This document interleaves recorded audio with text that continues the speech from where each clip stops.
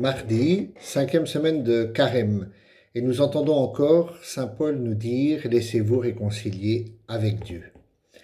L'appel à la réconciliation en cette dernière semaine de Carême avant la semaine sainte doit résonner avec une force particulière dans nos vies, dans notre cœur, dans notre conscience. Si nous sommes véritablement des disciples, si nous désirons toujours suivre le Christ comme disciples et devenir toujours plus témoins du Christ, alors il nous faut nous-mêmes faire l'expérience de cette réconciliation, puisque c'est lui, Jésus, qui nous réconcilie avec le Père. Nous ne pouvons pas vivre, en effet, sans chercher cette réconciliation intérieure pour nous-mêmes, réconciliation avec Dieu, avec les autres. Nous ne pouvons pas, en effet, continuer et terminer ce carême et demeurer en état de péché sans nous efforcer de retrouver la route qui mène à la maison du Père.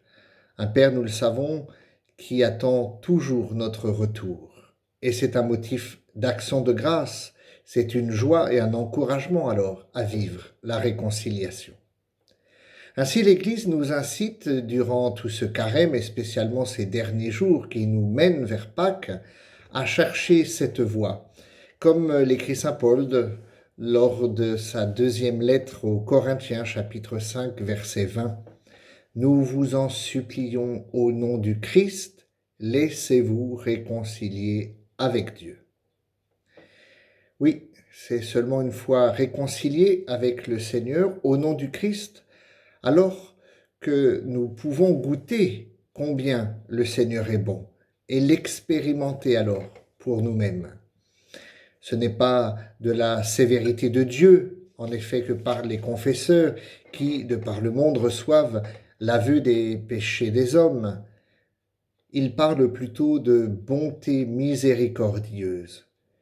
Et combien, s'approchant du confessionnal, parfois après de nombreuses années d'éloignement, portent le poids de péchés graves et s'en retournent soulagés, libérés. Ils ont trouvé la joie et la paix de la conscience qu'ils ne pouvaient trouver nulle part ailleurs. Personne, en fait, n'a le pouvoir, bien sûr, de nous libérer de nos péchés, sinon Dieu seul et l'Église et les prêtres au nom de l'Église. L'homme qui obtient pareille rémission reçoit alors une vie nouvelle, une vie de l'esprit que seul Dieu dans son intime bonté peut lui concéder.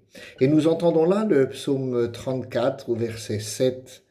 Un pauvre crie, Dieu écoute, et de toutes ses angoisses, il le sauve. Bonne journée.